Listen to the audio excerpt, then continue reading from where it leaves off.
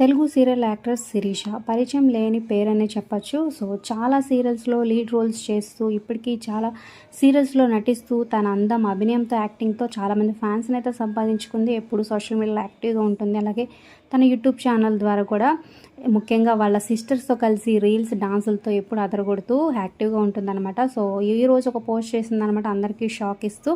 So తన పార్ట్నర్తో divorce అయింది, మేము సెపరేట్గా ఉంటున్నామంటూ సో షేరింగ్ ఏ పర్సనల్ అప్డేట్ అంటూ పోస్ట్ చేసిందనమాట. సో నవీన్ అండ్ తనతో అంటే తన హస్బెండ్తో మేము విడిపోతున్నామని, మా డైవర్స్ అయ్యాయి ఆల్రెడీ 1 year అయింది, కానీ ఈ విషయం ఇప్పటిదాకా చెప్పలేదు. సో యాజ్ ఏ పబ్లిక్ ఐగా ఇది ఇంపార్టెంట్ విషయం మీతో షేర్ చేసుకోవాలనుకుంటున్నాను అని చెప్పిందనమాట. సో ఇది హార్ట్ బ్రేక్, సిగ్నిఫికెంట్ పెయిన్ ఎవరికైనా. అయినా మీ ఫ్యామిలీకి సపోర్ట్గా ఉండండి, మీ వర్క్కి ఇంపార్టెన్స్ ఇవ్వండి. అలాగే డైవర్స్ అంటే మీ పార్ట్నర్ని హేట్ చేయడం, అసహించుకోవడం కాదు. It's about your paths being different అంటూ పోస్ట్ పెట్టిందనమాట.